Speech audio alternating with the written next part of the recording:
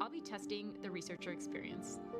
Virgin Galactic is opening up the opportunity to go to space for everyone. This is a whole new era to get people from different backgrounds, different geographies, different communities into space. And it's giving researchers the opportunity to fly with their payloads. And that is unheard of. They can take the work that they've been doing on Earth to space. And I'm so excited to see where the community takes it in the future.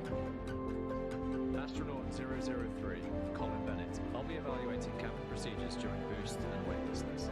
When I was younger, I assumed that space was only available to a very select few.